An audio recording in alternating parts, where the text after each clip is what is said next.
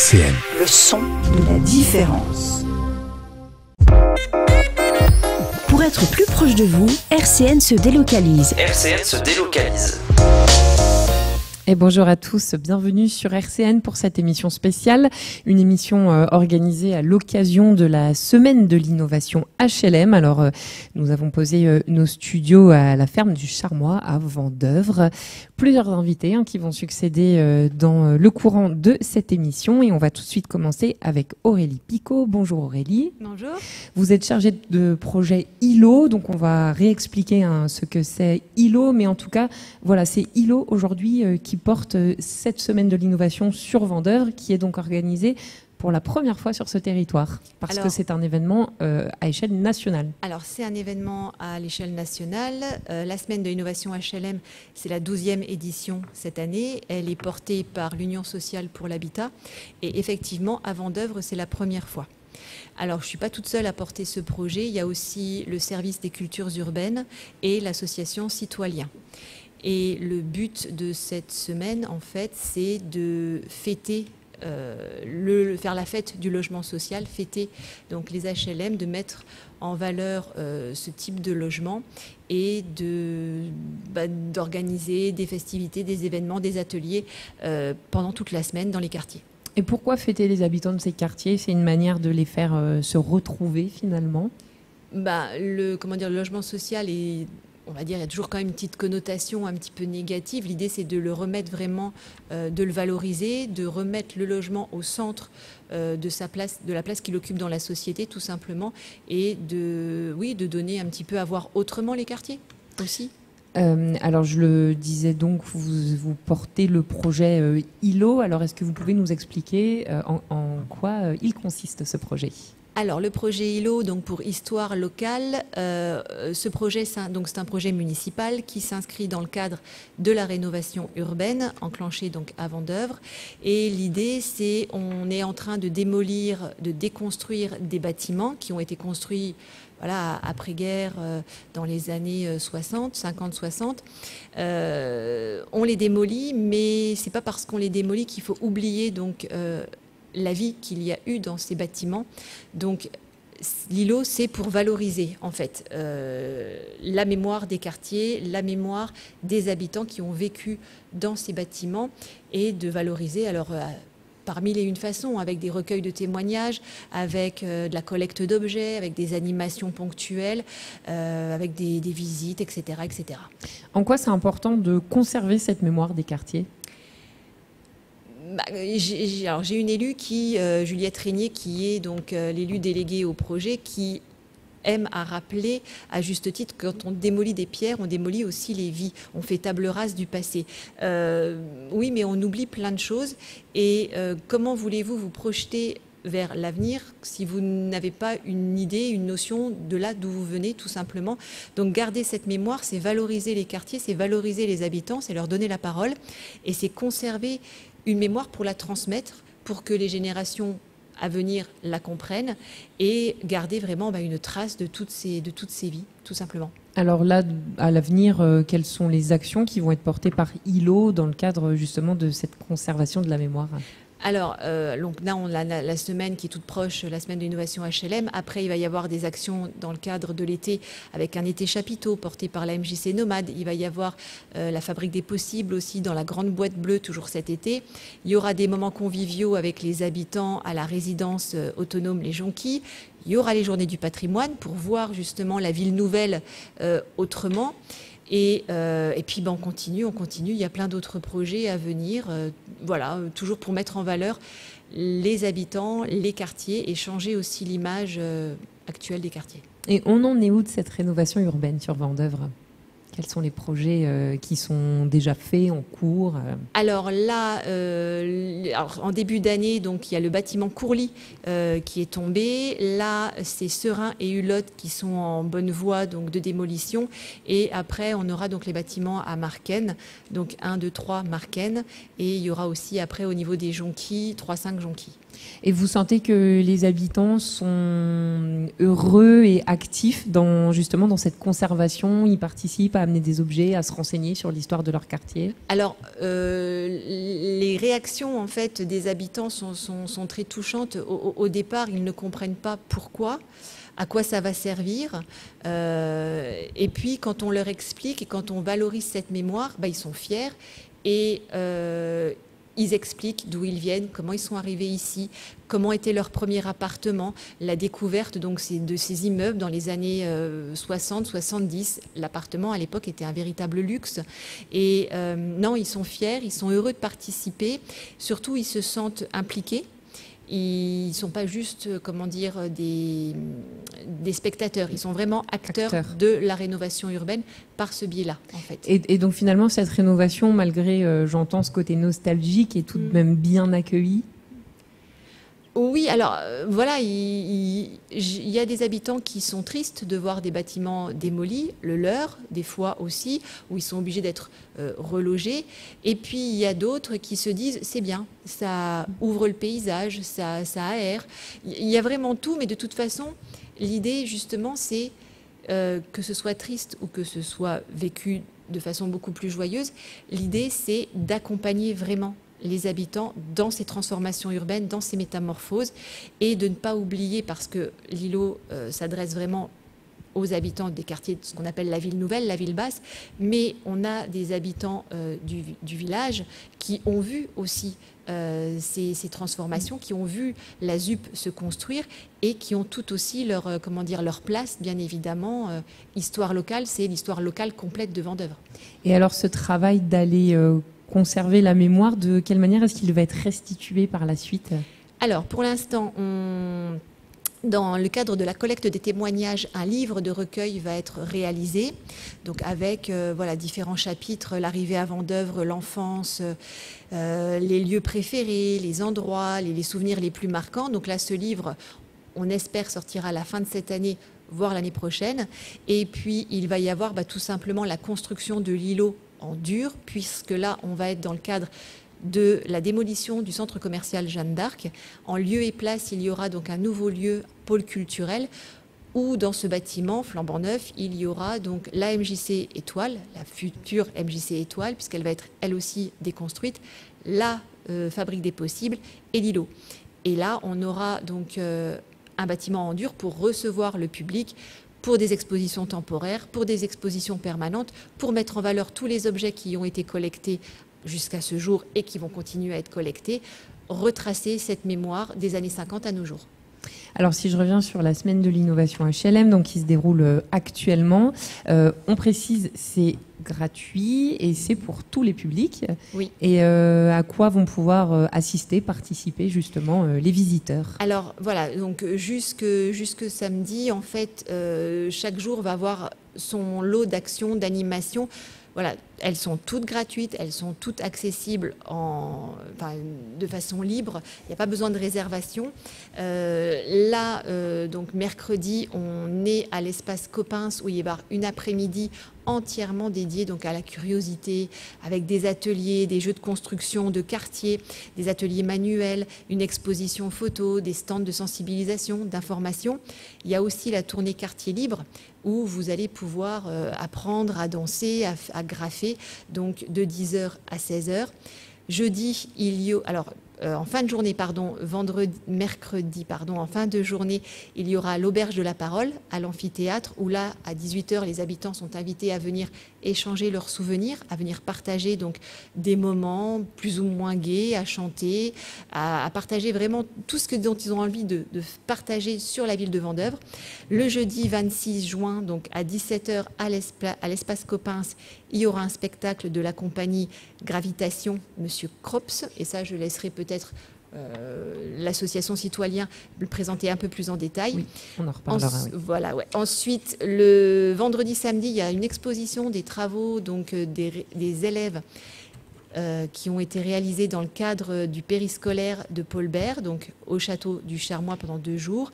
Il y a une conférence de monsieur Gérald de Brenner le 27 juin, donc le vendredi à 18h au château du Charmois. Alors Gérald de Brenner qui est sociologue et qui est un ancien habitant de Vendeuvre et qui a toujours un lien très actif avec la ville. Le samedi, on termine avec des ateliers, donc toute la journée à la Microfolie, des ateliers de réalité virtuelle où vous allez vous promener dans Vendeuvre, où vous allez vous promener dans les HLM. Et à 16h, donc il y a la fresque nomade à la MJC Nomade, avec une grosse fresque participative pour terminer en beauté cette semaine.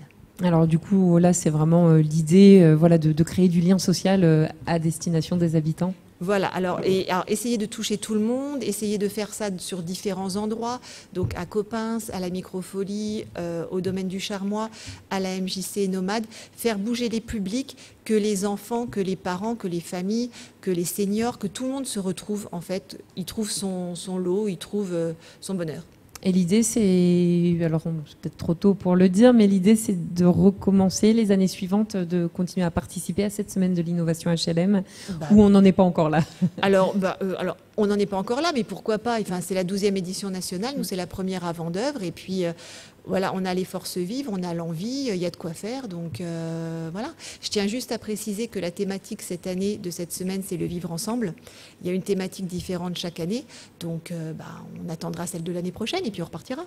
Et justement, sur cette thématique, comment est-ce que vous avez mis l'accent dessus pour vraiment mettre en avant le vivre ensemble ? Alors, le vivre ensemble est une thématique qui est très très large, donc très ouverte.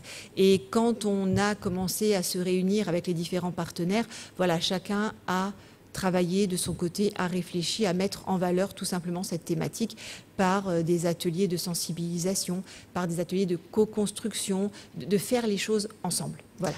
Alors aujourd'hui, on a nos studios qui sont donc posés au domaine du Charmois. Est-ce que pour les auditeurs qui ne connaissent pas le lieu, en quelques mots, vous pouvez nous expliquer ce qui s'y passe habituellement ? Alors le domaine du Charmois, en fait, il est constitué donc d'un grand parc, d'un château et d'une ferme.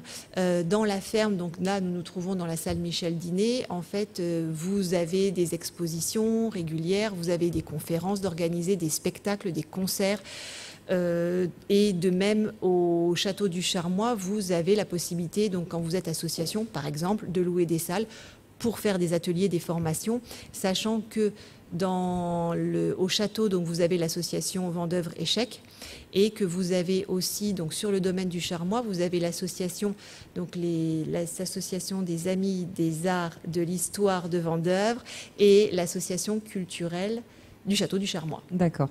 Voilà. Et un petit mot sur le parc peut-être ? Alors il doit son nom, le Charmois, tout simplement parce qu'avant il y avait une grande allée de charme. Déjà. Le domaine appartient à la ville depuis 1983 à peu près. Il a été racheté donc par la ville. Et c'est un petit cocon, on va dire. Il y a le parc Pouille qui est très grand, qui est magnifique, avec des animaux, avec le ruisseau, avec des jeux pour enfants. Là, le domaine du Charmois, il est plus, plus intime, ouais. Voilà, plus intime, et il y fait très bon, et c'est un petit moment, un havre de verdure très agréable. Eh bien, merci beaucoup Aurélie Picot, dont je rappelle que vous êtes chargée du projet ILO. Merci. On se retrouve dans un instant avec notre prochaine invitée. Pour être plus proche de vous, RCN se délocalise. RCN se délocalise. Et oui, on est toujours depuis la ferme du Charmois à Vendeuvre pour cette émission spéciale qui est organisée à l'occasion de la semaine de l'innovation HLM. Donc c'est du 23 au 29 juin. C'est une première édition sur Vendeuvre, 12e édition au niveau national. Et donc, on le disait juste avant, un projet qui est coporté par l'association, notamment Citoyen. Et nous avons avec nous Nicolas Château pour nous en parler. Bonjour. Bonjour. Donc, vous êtes directeur et fondateur de cette association, donc une association basée à Vendeuvre, donc dans un QPV, mais une association qui agit donc au niveau départemental. Est-ce que vous pouvez nous refaire un petit peu l'histoire de Citoyen ?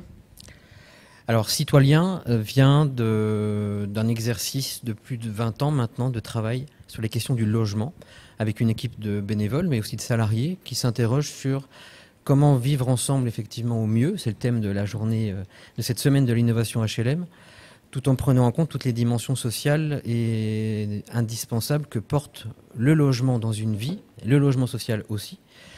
Et notre particularité, c'est qu'on agit sur les questions du mal logement, accompagner les familles qui sont dans des situations d'habitat dégradé, dangereux pour leur santé et leur sécurité, mais aussi sur des temps d'accès aux droits liés à l'habitat. On informe les gens, on les conseille, on les accompagne, et on essaie de se trouver ensemble des solutions qui permettent de sortir d'une crise du logement. Le logement étant une clé de voûte de plein de choses dans la vie, encore une fois, d'un humain, d'une famille, d'un foyer. Et quand le logement va mal, en général, la vie va mal aussi. Et justement, est-ce que vous êtes amené à rencontrer beaucoup de personnes qui sont concernées par le mal logement? Est-ce que aujourd'hui, en 2025, on en rencontre encore beaucoup trop? Alors trop, oui, c'est sûr.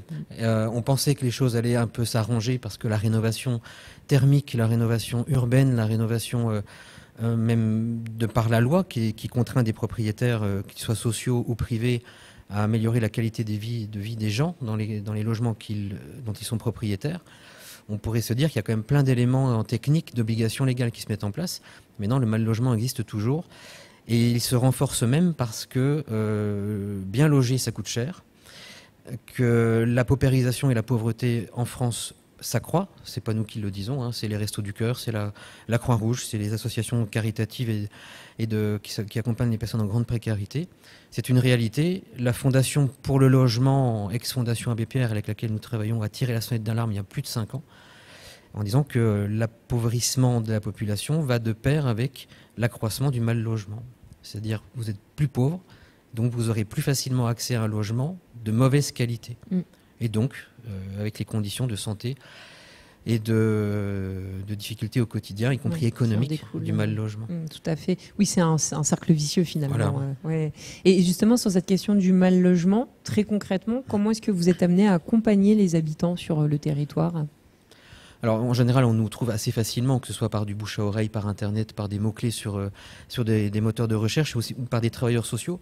On est partenaire du conseil départemental, de la CAF, de l'Agence régionale de santé, qui nous orientent, ou en tout cas on travaille ensemble sur les questions de l'éradication du logement indigne, du logement non décent.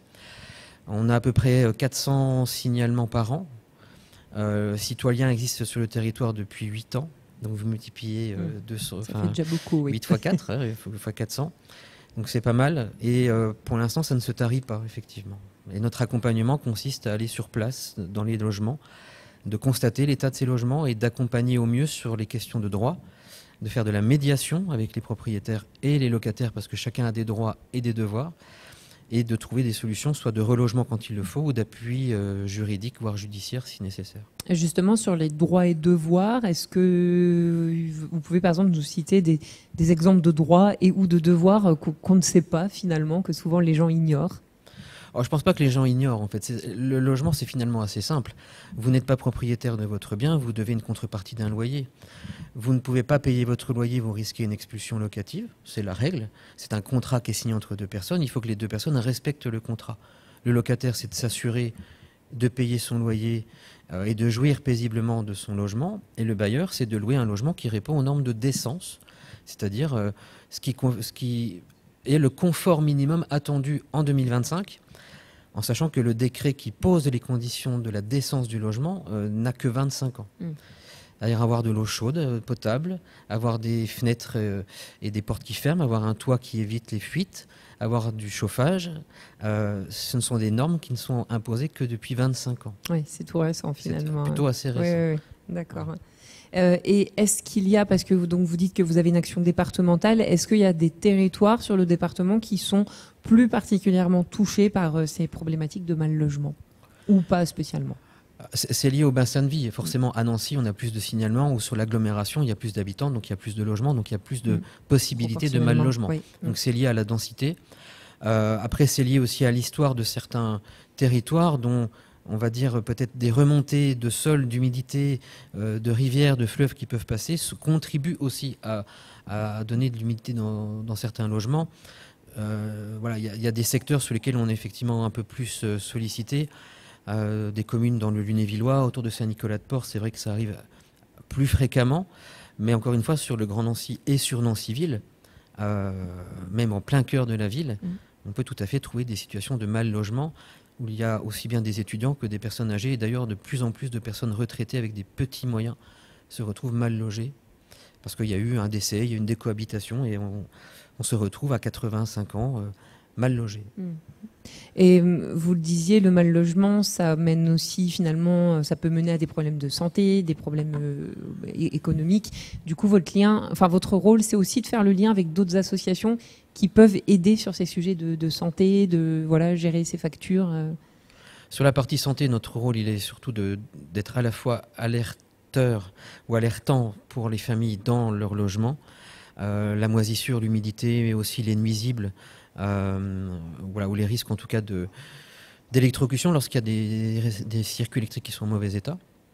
Mais c'est de travailler aussi avec l'Agence régionale de santé, avec le pôle habitat indigne. Il y a un pôle habitat indigne dans chaque département, avec tout un tas d'acteurs autour de la table qui doivent agir et qui doivent accompagner. Ça va aussi bien de l'État à la CAF ou d'autres structures étatiques, on va dire. Et puis au niveau des associations, alors sans mettre le conseil départemental dans une case associative, mais les travailleurs sociaux ont un vrai rôle aussi d'accompagnement et de suivi. Et bien sûr, on travaille avec des associations caritatives qui viennent, quand elles le peuvent et quand elles ont les moyens, elles en ont de moins en moins, d'aider à financer notamment des factures liées à l'énergie, qui a pris 44% d'augmentation sur les 2 dernières années. Des personnes en situation, on va dire, de faible revenu, qui n'arrivent plus à payer les factures d'énergie, ça, on en a à l'appel. Et vous parliez aussi des nuisibles. C'est un problème récent, ça, dans les logements aujourd'hui? Alors, les nuisibles, aujourd'hui, c'est un autre nom. On appelle ça les SOD. Ce sont les espèces animales, alors plutôt là des insectes, susceptibles d'occasionner des dégâts.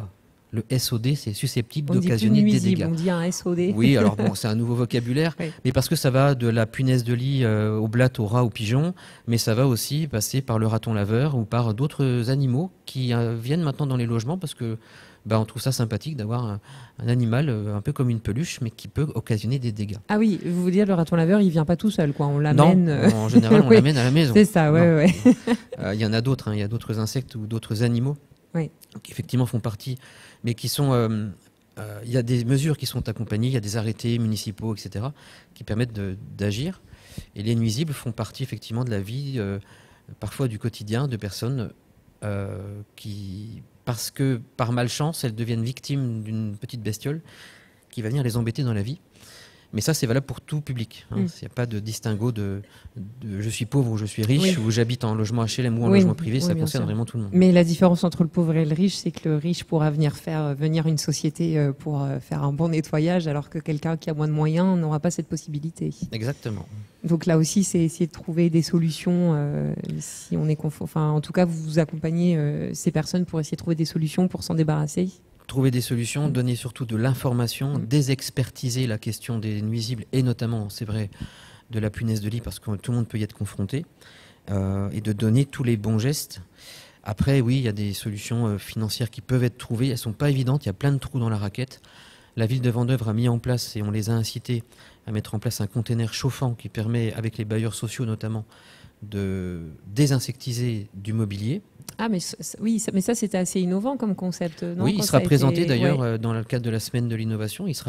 Ce container chauffant sera là mercredi, donc demain, toute l'après-midi, pour présenter ce dispositif qui est particulier, qui est fabriqué par un industriel à Lyon, qui est un ami de notre association, et la ville a dit ok, on fait cet investissement parce que c'est nécessaire et ça peut être utile. Après, c'est lourd, c'est coûteux, c'est vrai, mais c'est salvateur pour certaines situations où tout est infesté. D'accord, donc on vient, on met son matelas, son canapé, c'est grand du coup, on peut mettre... C'est un container, comme un container maritime ou de l'armée. D'accord, ok. Et donc c'est organisé, les gens ne viennent pas tout seuls avec leur mobilier. Il y a des rendez-vous, il faut préparer le terrain, comme on dit. Et puis des structures viennent accompagner pour mettre l'ensemble du mobilier, ça peut être toute une chambre ou tout un logement, dans ce container pendant 8 à 9 heures de travail pour désinsectiser. Et après, il y a encore un petit peu de chantier. Mais voilà, oui, c'est un des exemples de ce qui sera présenté, notamment mercredi. Alors, justement, sur cette semaine de l'innovation HLM, vous proposez également des activités. Est-ce que vous pouvez nous présenter ce que les spectateurs vont pouvoir, auxquels vont pouvoir assister les spectateurs? Alors effectivement, on aura notre stand au même titre que les autres partenaires de cette semaine. Je précise quand même qu'il y a Meurthe-et-Moselle Habitat, bailleur social, et Batigère, bailleur social aussi, qui accompagnent cette manifestation. avec la ville de Vendeuvre. Donc nous, citoyens, on aura notre propre stand avec 2 animations, une tournée autour des droits et des devoirs du propriétaire et du locataire, avec un jeu qui s'appelle la roue du logis. En fait, c'est un jeu de questions-réponses avec un petit cadeau à gagner si vous avez 5 bonnes réponses. Des questions plutôt simples et basiques autour du droit du bail, pour rappeler que vivre ensemble, ce n'est pas que avoir les clés de son appartement, de son immeuble, de sa boîte aux lettres et rentrer chez soi. C'est aussi connaître un peu le fonctionnement globalement aussi de son logement, du rôle d'un bailleur et de vivre ensemble dans son immeuble, le voisinage, le ménage, etc.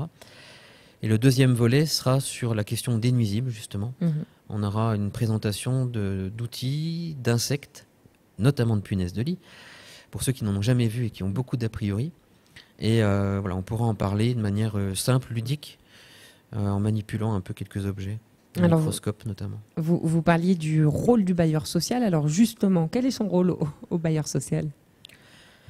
Ce que je peux peut-être déjà dire, c'est qu'il y a à peu près 5,5 millions de logements sociaux en France. Ce qui représente 16% des logements en France. Pour ramener à notre territoire, sur la métropole du Grand Nancy, il y a 30 000 logements sociaux, 10 000 à Nancy et 5 000 à Vendeuvre.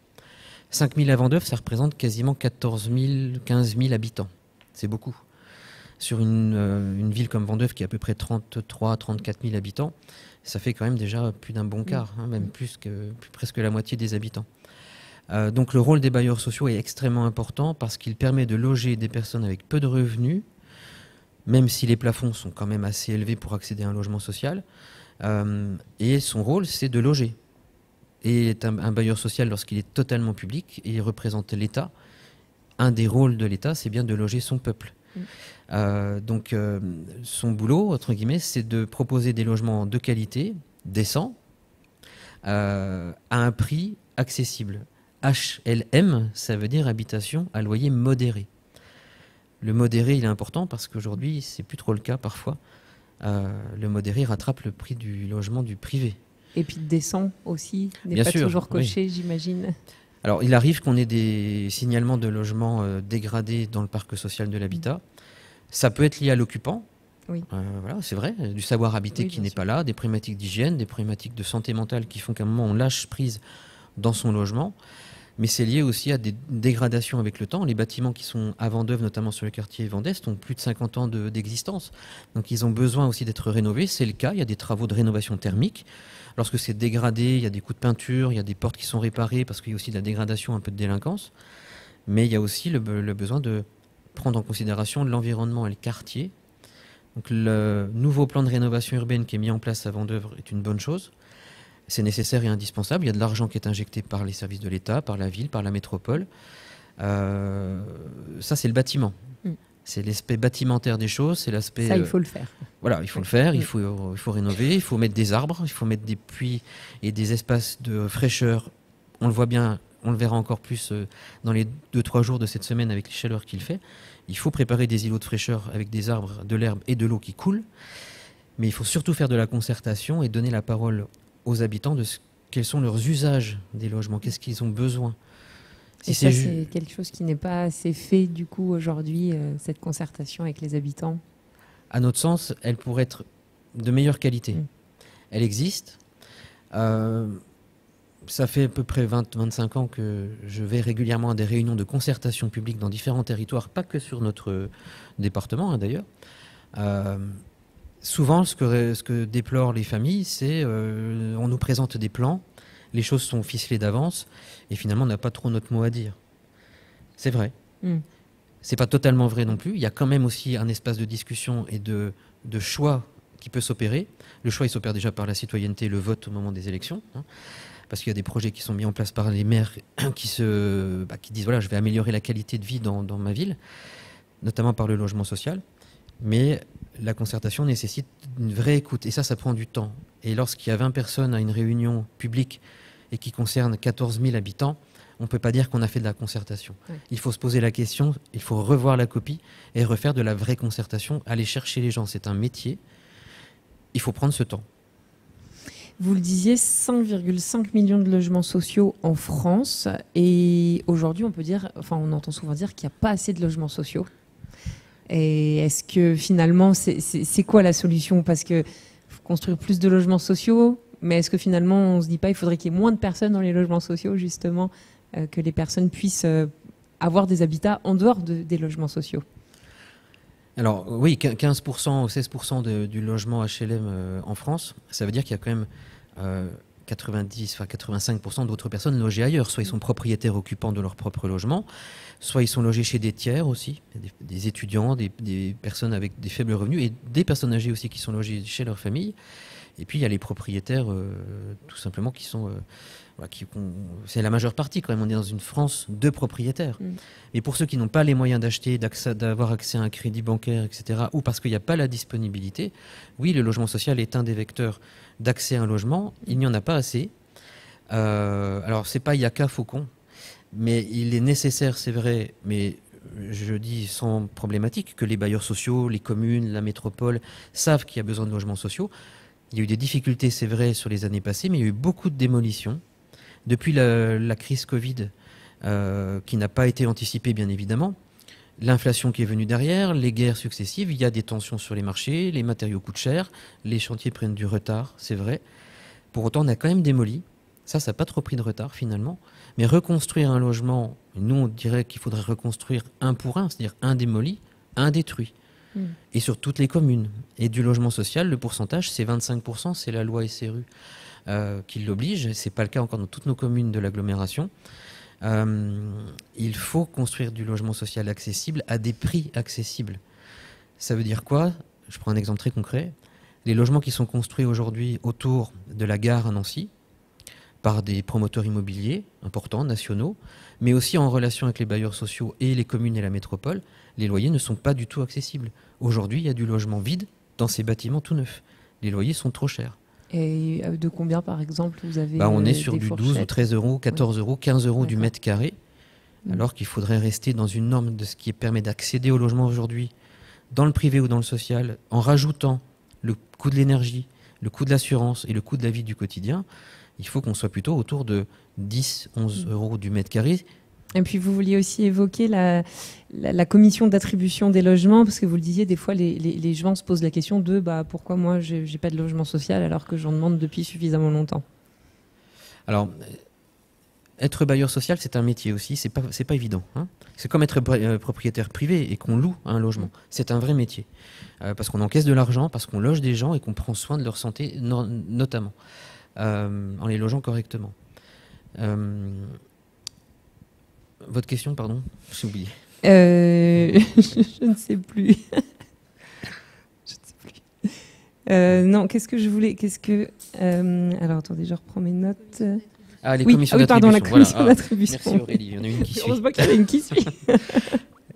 Les commissions d'attribution logement des bailleurs sociaux sont des moments importants puisque des règles ont été imposées. Pour un logement disponible, il y a 3 candidats. C'est la règle. D'accord, oui. D'accord. Donc, les piles de demandeurs de logement social en France et sur notre territoire et à Vendeuvre est en augmentation constante. C'est même en brutale augmentation depuis 2-3 ans. Et derrière, il y a peu de logements disponibles. Déjà, il y a moins de turnover, c'est-à-dire moins de familles qui quittent leur logement. Et ça, c'est lié aussi à la crise Covid, parce que les gens ont eu peur à un moment de se retrouver sans logement et en difficulté de pouvoir partir. Et donc, il y a eu une fracture, une vraie diminution de la demande de changement de logement. Il y a aussi une problématique, c'est que le nombre de petites typologies, comme on dit, c'est-à-dire des T2, des T3, sont moins disponibles, beaucoup moins disponibles, mais ça depuis longtemps déjà. Moi, je me rappelle avoir assisté à des conseils d'administration, à des réunions auprès des bailleurs sociaux, il y a 10-15 ans, en disant il faut construire des petites typologies. Bon, on a sans doute été entendu, ils le savent sans doute, mais ce n'est pas allé assez vite. Ça explique aussi pourquoi des familles ou des adultes seuls qui demandent un logement social aujourd'hui doivent patienter 3, 4, 5, 6 mois, 1 an. Et dans notre département, le délai s'accroît. Oui, alors on est passé de combien à peu près? On est passé d'un délai d'à peu près 6 mois, on est à 8, 9, 10 mois, voire plus d'1 an. On accompagne des familles aujourd'hui, ça fait plus de 2 ans qu'elles sont dans l'attente. Il y a des raisons qui sont liées aussi aux exigences des familles, mais qu'on peut entendre. Et puis il y a aussi le peu de disponibilité finalement. Donc les démolitions ou le choix de ne pas aller dans un quartier comme on appellerait ça les UP, avec des grands ensembles où il y a forcément, oui, parfois cette image un peu négative de banlieue, comme on peut dire, nécessite de se poser la question de où peut-on construire bien, mieux ou rénover plutôt que démolir pour améliorer la qualité de vie, la qualité de l'image aussi des logements sociaux. Puisqu'on manque de logements sociaux aujourd'hui et qu'il y a dans le logement privé de la vacance, c'est à peu près 8 à 10% de logements vacants, c'est beaucoup, c'est aussi parce que les logements, sont trop chers ou que la qualité de ceux qui restent sur le marché est trop dégradée. On pourrait peut-être se poser la question qu'au lieu de démolir, on nous dit souvent démolir coûte moins cher que reconstruire. L'Ordre des architectes de France a dit arrêtons de démolir. On va dans le même sens qu'eux, cette même philosophie. On peut remodeler, rénover des immeubles aujourd'hui dégradés en plein centre-ville de Nancy, à Pont-à-Mousson ou à Saint-Nicolas, ou à Vendeuvre. Et on peut faire du logement de qualité sans forcément démolir, et ça coûtera même moins cher. Oui, tout à fait. Ça prendra moins de temps aussi, je suppose. Oui, on ira plus vite. Ouais. Et puis surtout, il faut prendre en compte tous les usages des habitants dans leur quartier et dans leur immeuble. Et ça, c'est bien souvent un peu mis de côté. J'ai une dernière question. Récemment, il y a un texte qui a été soumis à l'Assemblée pour une proposition de loi pour envisager de rebaisser le seuil d'attribution des logements sociaux. Un texte finalement qui a été rejeté et qui va être retravaillé. Qu'est-ce que vous en pensez, vous, au sein de votre association ? Il faut rester dans, encore une fois, ce qui est acceptable d'un point de vue de la dépense mensuelle que l'on peut mettre pour vivre décemment dans un logement.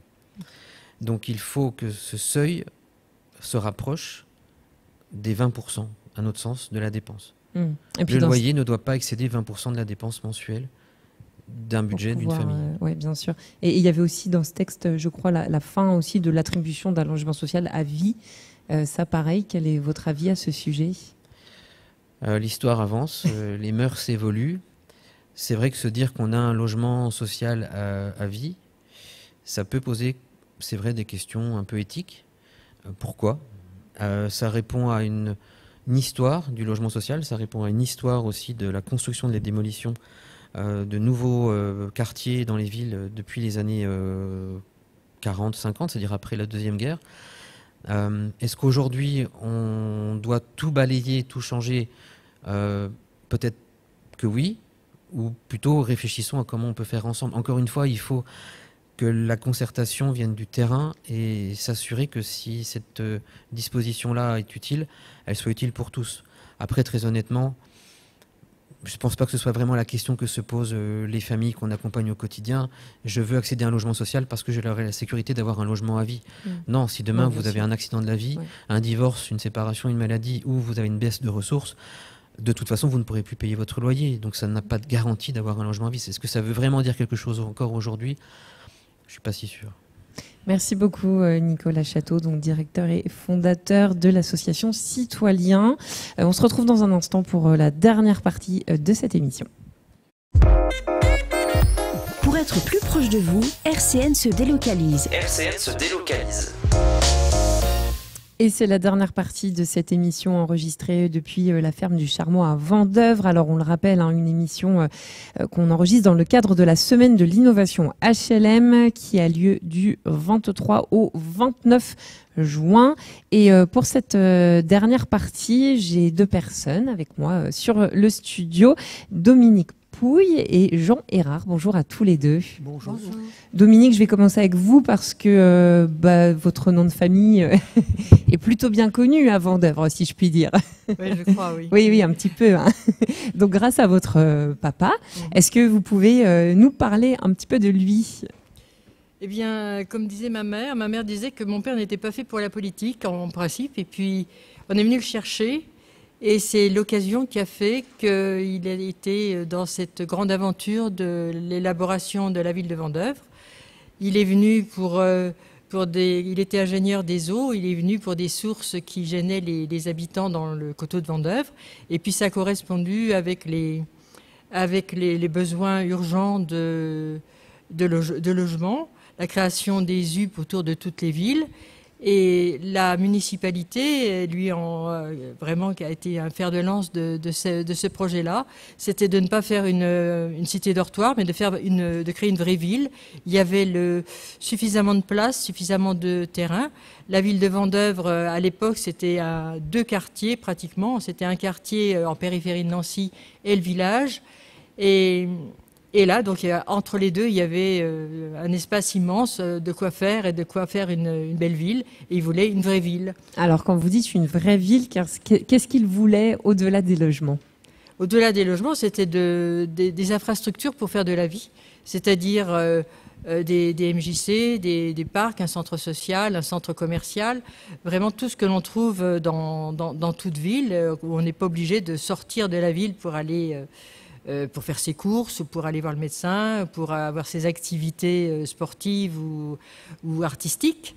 Voilà, d'avoir tout ça, et puis avoir aussi un parc immense, comme donc ce parc qui est au centre de Vendeuvre et qui a la même taille que la Pépinière à Nancy. Et puis vous le disiez, cette ZUP, c'est un lieu à Vendeuvre où c'était très prisé finalement quand elle est sortie de terre. Eh bien, quand c'était sorti, je me souviens de... ce que me racontaient mes grands-parents, même mes parents, où habitaient certains... j'avais des grands-parents qui avaient les WC encore sur le palier, alors que là, il n'y avait pas de salle de bain. Là, c'était du jour au lendemain, on avait des appartements qui étaient spacieux, avec une grande salle de bain, une grande cuisine. Et ça, c'était tous les immeubles de Vendeuvre qui étaient comme ça. Donc c'est vrai que ça faisait rêver. Et puis de la végétalisation aussi. Alors la végétalisation est venue tout de suite en même temps que les immeubles. C'est-à-dire qu'autour de chaque immeuble, il restait du terrain. Aujourd'hui, je vois comme ça évolue aussi ces morceaux de terrain qui sont très arborés, aussi fleuris. Eh bien, ils sont vraiment attachés à chaque immeuble. Ça reste quelque chose de privé. Ça devient quand même quelque chose de privé pour chaque immeuble, avec chaque locataire qui a la clé pour pouvoir y accéder. Alors qu'avant, c'était les espaces verts tout autour. Mais quand on voit aujourd'hui les arbres, la végétation telle qu'elle est, on se dit que c'était quand même plutôt réussi. Et puis, ceux qui habitent ce quartier, une fois qu'on y est, on a envie d'y rester. Oui. À un moment donné, les bailleurs sociaux ont mis certains appartements à vendre, pour avoir vraiment des propriétaires aussi là. Et ce sont les habitants de Vendeuvre qui se sont proposés. Donc c'est sûr, ils avaient des facilités, mais ils n'ont pas envie ils ont eu envie de rester parce qu'ils s'y plaisaient. Et que ce soit même au niveau des pavillons, ce sont aussi souvent des vendopériens qui sont restés sur la commune. Et vous êtes né à Vendeuvre et vous aussi, vous êtes resté sur la commune alors également. Je suis né à Vendeuvre, donc dans un quartier périphérique de Nancy. Mais j'ai fait quand même, je me suis promenée dans Vendeuvre et j'ai eu plusieurs adresses. Et j'y travaillé aussi. J'ai travaillé 17 ans en plein centre de Vendeuvre. J'étais enseignante. Et on a été vraiment au plus près des habitants quand on rencontre les gens par le biais de leurs enfants. C'est sûr que là, on connaît vraiment leur vie. Et puis, c'était vraiment très, très plaisant de travailler là. Et vous avez vu les évolutions du quartier. Pour vous, quels ont été les changements marquants? Alors, au niveau des quartiers et des immeubles, j'ai quand même remarqué que les bailleurs sociaux régulièrement refaisaient les immeubles. Ce qui n'a pas été, hélas, le cas pour le centre de Vendeuvre, donc notre Tour des Nations, qui, lorsqu'elle a été ouverte, mais je vous assure, mais c'était un paradis. On avait de tout, on avait tous les magasins, on avait de grandes surfaces vraiment de l'époque qui faisaient tout, de l'alimentation jusqu'à la quincaillerie. Et on l'a vu se dégrader petit à petit. Mais hélas, c'était certainement parce que c'était que des petits propriétaires qui étaient dans cette tour. Et c'est pour ça que ça s'est dégradé. Et c'est vraiment bien dommage parce que nous, on était vraiment tellement heureux d'avoir ce centre-là. Et puis on a vu aussi la population, bon je l'ai vu en tant qu'enseignante, la population se sédentariser, puisque comme je vous le disais tout à l'heure, on avait plus de classes de maternelle que de classes de CM2 ou de collège, parce que la population était jeune. On était là, on allait à Vendeuvre pour commencer sa vie de jeune marié et d'avoir des enfants. Et puis on y était bien parce qu'il y avait tout, il y avait les crèches, il y avait tout ce qu'il fallait. Et puis les écoles, parce que les municipalités successives se sont toujours très attachées au bien-être des enfants. Et puis après, ils allaient plus loin, ils allaient s'acheter une maison parce qu'ils étaient plus assis dans la vie. Et puis on a vu petit à petit que la population s'est sédentarisée. Donc effectivement, elle a un petit peu vieilli, mais il y a toujours quand même beaucoup d'enfants à Vendeuvre. Jean, vous avez été employé de la commune. Alors si j'ai bien noté les dates, de 1973 à 2008, c'est bien ça? C'est ça, 35 ans. Alors racontez-nous quelles ont été vos missions au sein de la commune. Alors, disons que je suis arrivé d'une façon un peu particulière parce que j'étais parti pour reprendre du travail au jardin botanique et puis le conservateur là-haut m'a dit chez nous, tu n'auras pas d'avenir. Va plutôt voir à Vendeuvre parce qu'il cherche quelqu'un pour les espaces verts. Donc, je me suis rendu à Vendeuvre et j'ai eu un entretien avec l'adjoint. Et il m'a présenté tout ce qu'ils avaient prévu. Les parcs, les squares, les rues, les avenues, les forêts. Donc là, vous vous êtes dit qu'il y avait de quoi faire. Oui. Donc, j'ai dit, je vais réfléchir pendant une semaine et puis je vous redonnerai ma réponse. Et puis la réponse a été oui. Je suis parti. On a commencé avec 4 personnes et donc on a agrandi le service avec le soutien de la mairie et les finances qui vont avec. Si vous deviez retenir l'une de vos plus belles réalisations, qu'est-ce que vous diriez? Il y en a plusieurs, mais il y a le parc de loisirs, hein. Ça c'est sûr, avec sa rivière plus ou moins artificielle, parce qu'au départ c'était des marécages. Donc on a canalisé les sources qui arrivaient au parc pour faire 3 bassins versants avec des cascades. Et vous le disiez tout à l'heure en préparant cette interview que vous aviez pu obtenir 4 fleurs pour la ville de Vendeuvre. Oui. Au fur et à mesure, on a gagné des fleurs. Mais les fleurs aussi, ça vient avec... parce que la conseillère municipale, Madame Caplan, qui était aussi à l'époque présidente de la AHV, s'occupait du fleurissement. Donc au départ, on avait fait le pari Vendeuvre, ville verte. Et après, on a fait le pari Vendeuvre, ville verte et fleurie. Alors, une petite anecdote là. Madame Caplan s'est rendue dans le bureau du maire et a dit: Monsieur le maire, c'était Monsieur Bertrand à l'époque, je ne sortirai pas de votre bureau tant que je n'aurai pas mes serres. Parce qu'à l'époque, on n'arrivait pas à avoir assez de fleurs. On allait jusqu'à Rosières-aux-Salines, on allait à droite à gauche pour pouvoir fleurir la ville. Donc vous vouliez vos propres fleurs. Voilà. Et donc les serres, finalement, ont vu le jour. Et c'est à partir de là qu'on a monté, on est arrivé à la 4e fleur. Qu'est-ce qui vous plaît à tous les deux dans la vie ici, sur ce quartier, voilà, parce que vous y êtes, vous y avez grandi, vous y avez travaillé, et vous êtes toujours là. Alors j'imagine qu'il y a beaucoup de choses qui doivent vous plaire. Oui, mais en ce moment on démolit, mais à l'époque, moi j'ai vu construire tout ça en l'espace pratiquement même pas de 5-6 ans. Ça allait tellement vite. Une anecdote, le marché municipal, l'inauguration, on avait le permis de construire la semaine qu'on a inauguré. Alors vous voyez un petit peu qu'on n'attendait pas les papiers. Et vous portez quel regard justement sur cette rénovation urbaine? Est-ce que vous êtes nostalgique? Est-ce que vous pensez que c'est une belle avancée aussi? D'une façon aussi anecdotique, anecdotique quand même, qui était très importante, puisque le terrain pour le parc de Vendeuvre, qui porte le nom de mon père aujourd'hui, était prévu dès 1959, donc bien avant la première élaboration du boulevard de l'Europe, qui a été la première partie de la ZUP. Et dans les années 60, alors que la ZUP était déjà bien montée, Edgar Pisani, qui était ministre à l'époque, est venu, a trouvé que c'était vraiment une belle réalisation et tout ça, mais quand il a vu le terrain qui restait, il s'est dit: mais il nous faut encore au moins 2500 logements là-dedans. Et à cette époque-là, mon père a dit que c'est absolument hors de question. Donc, pour essayer quand même de contenter un peu le ministre, parce que si on déplaît au ministre, eh bien, on n'a plus de subsides, n'est-ce pas? Et il y en avait encore besoin. Et donc, ils ont décidé, donc, au niveau du conseil municipal, de forcer un petit peu plus Vend'Est. Et donc, avant même que Vend'Est ne soit construit, on savait déjà que les immeubles se seraient beaucoup trop serrés. Et mon père avait dit: bon, dans 20 ans, ce sera amorti, donc on détruira des on détruira des immeubles. Donc ça ne s'est pas fait dans les 20 ans, ça s'est fait beaucoup plus tard, donc avec deux municipalités différentes après. Mais c'était la suite logique. Donc on comprend bien aussi que les besoins ne sont plus les mêmes aujourd'hui au niveau du nombre de logements, mais aussi de la qualité de vie. Si la qualité de vie était là parce que les immeubles étaient neufs, qu'on avait un regard sur les appartements qui étaient autres que ceux d'aujourd'hui. Bon, aujourd'hui, on va mettre beaucoup plus, par exemple, de terrasses. On voit bien que les façades s'aèrent beaucoup plus. Oui. Donc on a d'autres besoins et je trouve que c'est quand même quelque chose de très bien. C'est vrai que c'est triste pour les gens qui ont été obligés de partir, en particulier Madame Régnier, qui, elle, a eu le désespoir de se voir 3 fois expulsée.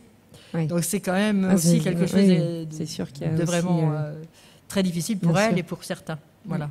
Et puis on le disait quand même, c'est une manière aussi de rénover ces logements, de ramener aussi... Une plus jeune génération avec des enfants.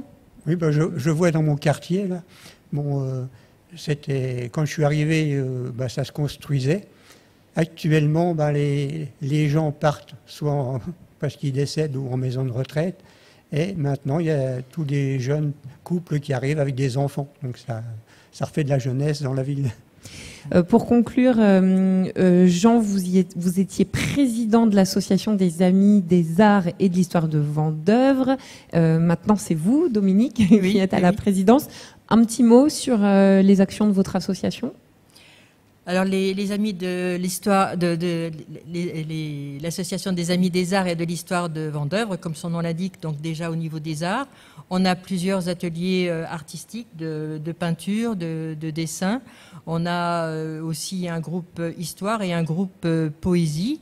C'est dans une des premières associations à part les MJC, donc artistiques, on peut dire ça, c'est Madame Kaplan, justement, dont on parlait tout à l'heure, qui a fondé cette association donc, dans les années... 1983. En 1983, voilà. Et on est une association parmi toutes les associations de Vendeuvre, où il y en a vraiment énormément, qui font vivre la ville avec des ateliers. Alors nous sommes ici au Charmois, nous avons nos ateliers au Charmois. La municipalité donc, facilite vraiment la vie des associations, tant par les lieux, par les endroits où on peut se réunir, où on peut faire des actions, et aussi parfois, même souvent, peut nous subventionner quand on en a besoin. Donc on est vraiment dans un endroit, donc à Vendeuvre, où les associations ont une belle vie. Oui, voilà. Puis les associations sont vraiment essentielles sur les territoires. Oui. Un grand merci à tous les deux, et c'est ainsi que s'achève notre émission, donc dans le cadre de la semaine de l'innovation HLM, jusqu'à dimanche 29 juin, et tout un programme d'animation, donc n'hésitez pas à aller jeter un œil. L'entrée est libre et gratuite et pour tous les publics. RCN, www.rcn-radio.org